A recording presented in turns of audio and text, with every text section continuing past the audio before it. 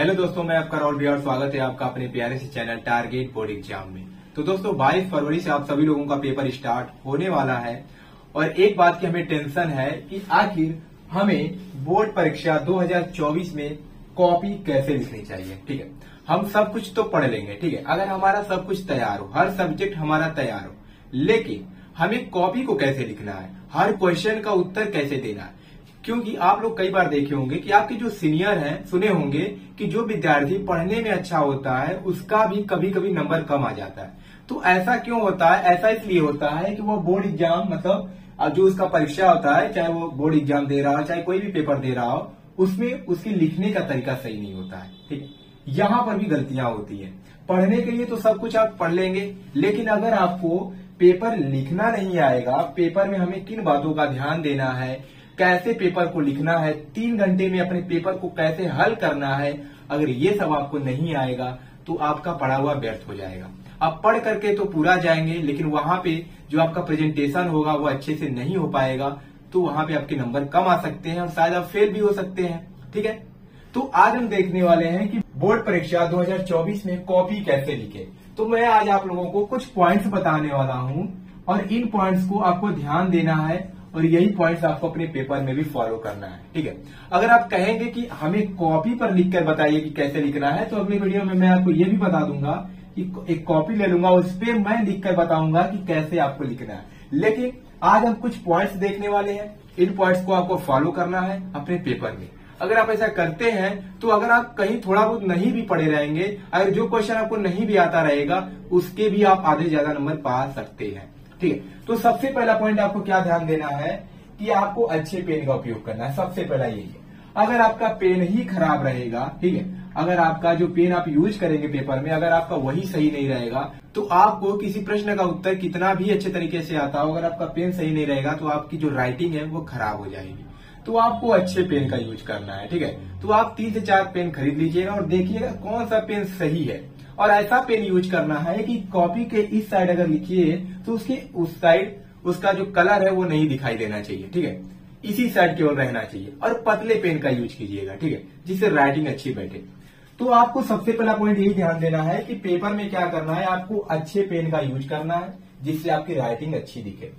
दूसरा पॉइंट है कि पेपर देते समय घबराना नहीं है। बहुत सारे बच्चों के साथ ये प्रॉब्लम होती है, मेरे साथ भी ऐसा हुआ है।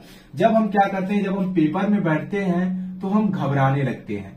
ठीक है, हम बहुत घबराने लगते हैं, पता नहीं ऐसा क्यों होने लगता है। ठीक है, तो आपको क्या करना है, घबराना नहीं है। अगर आप घबराएंगे तो आपके जो हाथ है वो कांपने लगते हैं। ठीक है, और जब कांपने लगेंगे हाथ, तो आप क्या करेंगे कि जो पेपर में आप कुछ लिखेंगे तो वो अच्छे से उसकी राइटिंग नहीं बैठ पाएगी, क्योंकि हाथ कांपेगा तो जो आप अक्षर लिखेंगे, जो शब्द लिखेंगे वो तेरा इधर उधर हो जाएगा। इसलिए आपको घबराना नहीं है, रिलैक्स होकर के पेपर देना है। 3 घंटे आप बिल्कुल माइंड को अपने शांत कर देना है और अच्छे से पेपर देना है। और ये आपको सोचना है कि मुझे 3 घंटे में अपना पूरा पेपर करना है, क्योंकि यही 3 घंटे मेरे साल भर की मेहनत डिसाइड करेगी। ठीक है, तो आपको घबराना नहीं है, आपको रिलैक्स वहां पे रहना है और अच्छे से अपना पेपर देना है।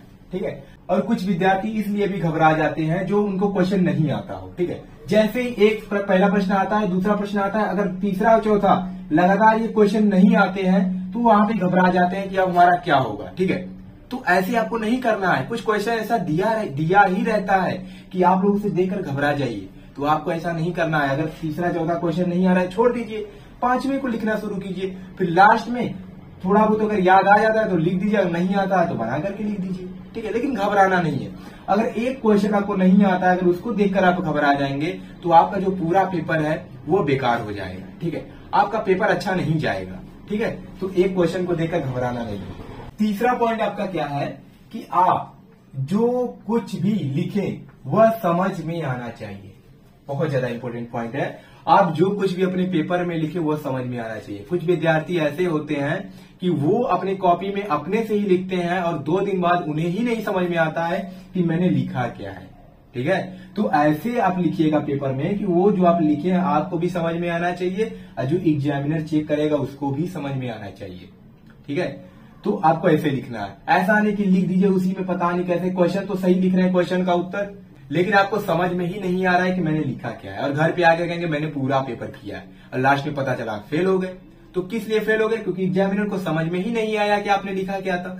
तो आप जो कुछ भी पेपर में लिखे अच्छे से लिखे, समझ में आना चाहिए। राइटिंग मैटर नहीं करती, राइटिंग अच्छी हो खराब हो कोई मैटर नहीं करता है, अच्छे से लिखिए, ठीक है। आपकी भले ही राइटिंग खराब हो, अगर आप जो कुछ लिखे अगर वो दिखाई दे रहा है कि आपने क्या लिखा है, जैसे यहाँ पर घबराना लिखा गया है, तो आपकी भले ही राइटिंग खराब हो लेकिन एग्जामिनर अगर देख रहा है, उसको समझ में आ रहा है कि यह घबराना लिखा गया है, तो आपको नंबर देगा, ठीक है। ऐसा बात नहीं है कि नंबर नहीं देगा, आपको वह नंबर देगा। अगला पॉइंट है कि ज्यादा गलत नहीं करना है, ठीक है। ज्यादा गलत नहीं करने का मतलब कि जब आप किसी प्रश्न का उत्तर दे रहे हैं तो ऐसा आपको नहीं करना है कि अगर कोई आप वर्ड लिख दिए, जैसे यहाँ पर लिख दिए घबराना, अगर आपको ऐसे गलत हो गया तो ऐसे काट दिए, फिर अगर लिख दिए समझ आगे किसी 2 लाइन बाद, फिर ये गलत हो गया इसको काट दी। ऐसी चीजें आपको नहीं करनी है, ठीक है। जितना ज्यादा आप ये सब चीजें करेंगे उतना ज्यादा आपके नंबर पे प्रभाव पड़ेगा, उतना ज्यादा आपका नंबर कटेगा। क्योंकि एग्जामिनर की नजर क्या होती है, जब वो प्रश्न का उत्तर देखेगा तो जहां पर ये ज्यादा चीजें कटी होती है उसी पर जाता है, और वहां पर जाएगा तो उसका दिमाग खराब होता है, नंबर कम दे देता है। अगर आपको और एक बात और ध्यान दीजिएगा कि अगर एकाक वर्ड गलत भी हो जाता है तो आपको ऐसे नहीं काटना है। अगर समझ मान लीजिए लिखे हैं आप, अगर आपका ये गलत हो गया तो ऐसे काट करके छोड़ दीजिए, केवल एक लाइन खींचिए कि एग्जामिनर को भी समझ में ना आए कि वहां पर कुछ गलती भी हुई है, जब तक उसको अच्छे से ना देखे, ठीक है। तो आपको ऐसे नहीं काटना है, केवल एक लाइन खींच देना है, बस छोड़ देना है, इससे ज्यादा आपको नहीं करना है और ज्यादा गलती भी नहीं करनी है। फिर अगला पॉइंट क्या है कि टू द पॉइंट लिखना सीखो। बहुत सारे बच्चे कहते हैं कि हम किसी प्रश्न का उत्तर जितना ज्यादा लिखेंगे हमें उतना ज्यादा नंबर मिलेगा। ये बिल्कुल गलत बात है। अगर कोई प्रश्न 3 अंक का है तो चाहे आप उसे 1 पेज में लिखे, चाहे आप उसे 2 पेज में लिखे, मिलेगा आपको 3 ही नंबर। अगर इसी 3 नंबर वाले प्रश्न को आप टू द पॉइंट 3 ही लाइन में अच्छे से लिख देते हैं तब भी आपको 3 ही नंबर मिलेगा। तो अगर आप ज्यादा लिखने की कोशिश करेंगे, 3 नंबर का क्वेश्चन ही है, तो आपका टाइम ही खराब होगा, ठीक है। टाइम ही आपका बर्बाद होने वाला है इसमें। इसीलिए क्या करना है, आपको टू द पॉइंट लिखना है। जिस प्रश्न का उत्तर जितना हो सकता है उतना ही लिखना है, और ऐसे लिखना है कि एग्जामिनर को लगे हाँ बच्चे ने बहुत ही अच्छे तरीके से लिखा है। जैसे किसी का डिफिनीशन आ गया तो ऐसा नहीं, डिफिनीशन आ गया तो 1 पेज में उसका डिफिनीशन ही देने लग जाइए, तो ऐसा नहीं करना है। डिफिनीशन है या 2 से 3 लाइन में डिफिनीशन दीजिए, उसका एग्जाम्पल दे दीजिए, हो गया। 3-4 नंबर का प्रश्न है, आपको 3-4 नंबर मिल जाएगा। तो टू द पॉइंट लिखो और समय की बचत करो, क्योंकि 3 घंटे में आपको पूरा पेपर करना होता है, ठीक है।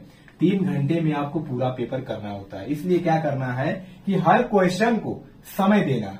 जैसे बहुविकल्पीय प्रश्न है तो उसको 30 से 40 सेकंड दे दीजिए, फिर उसके बाद अगर लघु उत्तरीय प्रश्न है तो 2 से 3 मिनट दीजिए। ऐसे आपको समय देते देते अपने पेपर को हल करना है, ठीक है। और आपके पास घड़ी भी होनी चाहिए। अगर घड़ी नहीं होगा और आप क्वेश्चन को हल कर रहे हैं, समय कब बीत जाएगा आपको पता नहीं चलेगा। इसलिए आपके पास घड़ी होनी चाहिए। घड़ी को अपने टेबल पे रख लीजिएगा और समय को देख करके पेपर हल कीजिएगा कि एक क्वेश्चन हल कीजिएगा और देखिएगा कितना समय हो गया, फिर दूसरा हल कीजिएगा, फिर देखिएगा कितना समय हो गया।